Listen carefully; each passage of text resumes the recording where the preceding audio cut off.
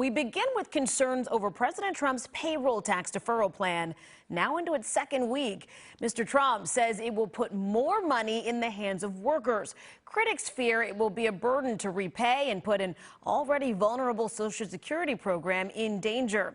Payroll tax deferral is available to workers who make less than about $104,000 a year. If you take the deferral, you will get a bigger paycheck now, but less after January 1st. That's when you have to begin paying the tax back, and it's all due back by April 30th of next year. President Trump says if he's reelected, he'll make the deferral permanent. That is a potential problem for Social Security because the payroll tax fund it and Medicare. Without the money, Social Security payments could be reduced or eliminated.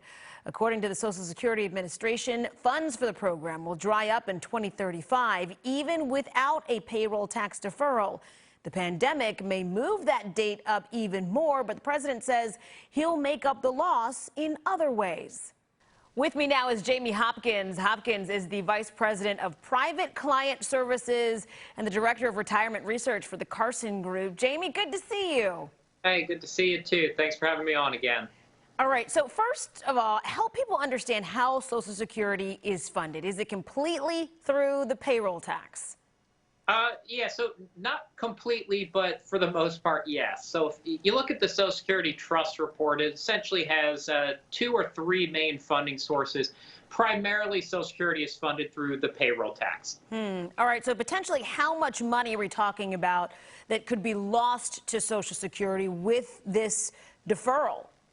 Yeah, so the deferral's impact, if it stays as is, won't be huge because the current thing is just a deferral really from September through December, then starting January to April 30th being filled back in. Now, if that is forgiven, it's a totally different story.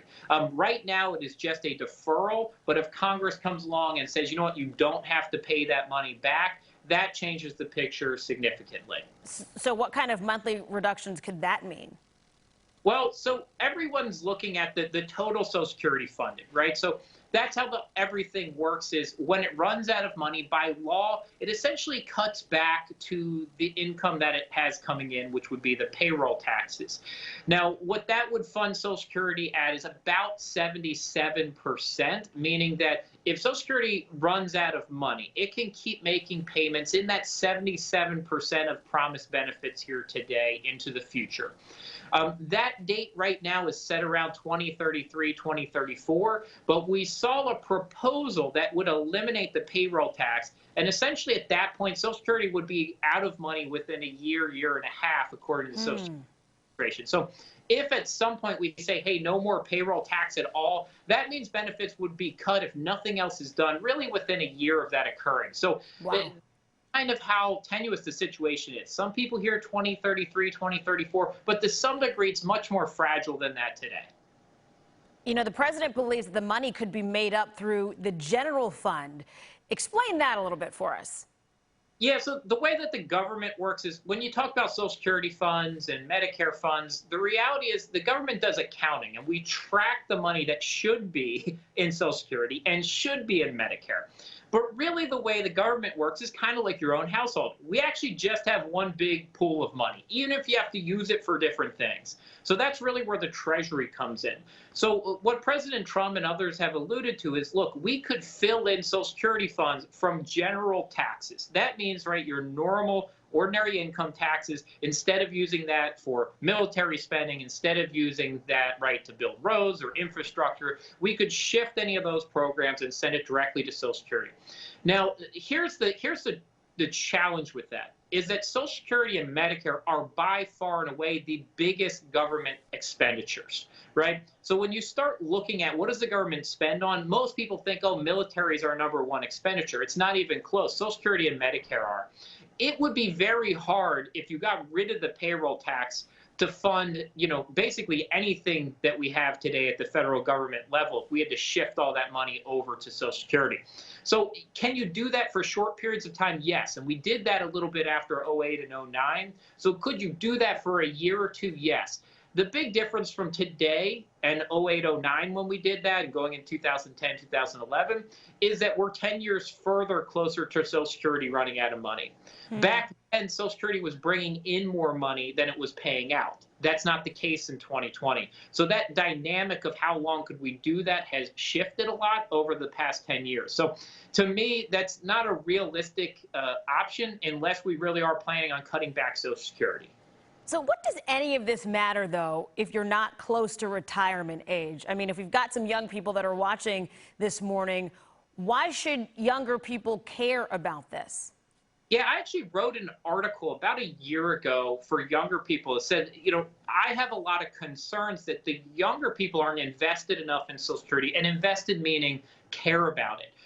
That this could become a self-fulfilling prophecy, that we say, you know what, am I really going to get it? Is it going to be there for me? Have I paid in that much? And I actually did a quick calculation last year, and there are millennials that have paid over $100,000 already into Social Security. And remember, Social Security gets capped at about $130,000 of income. So we're not talking about millionaires, and of course they've paid in $100,000. But people making $100,000 a year in their mid-30s have paid in over $100,000 into this program. So you should care about it. If I told you the government was going to take $100,000 elsewhere from your life, you would get pretty upset about it. Reality is Social Security is the #1 income source for retirees, right? All the data suggests that younger people, millennials, right, really the group I'm talking about in that 30s, are not saving enough in other ways to offset the loss of Social Security. So there is no data showing that if we just got rid of Social Security, the group 15, 20 years from retirement, 25 years from retirement would be prepared to retire either. So this is always a stat when I go around and talk about Social Security I like to bring up. It's 62% of retirees today, right? Social Security is more than half of their retirement income, right? It's the vast majority of retirees. Social Security provides their income. To be honest, our system doesn't work without it. We've got to find a way to fund. Could we cut back on some benefits? Sure. Could we raise some taxes in other areas? Sure. But we have to come up with a way to fix it. It's really the core, it's the cornerstone of Americans' retirement. And we really don't have a system in place unless we're going to overhaul everything to overcome this. What else should we know about the payroll tax deferment? I mean, could it be a good idea for some people? Yeah, so the payroll tax deferment is a form of a stimulus in that it's saying, here is some extra money today, right?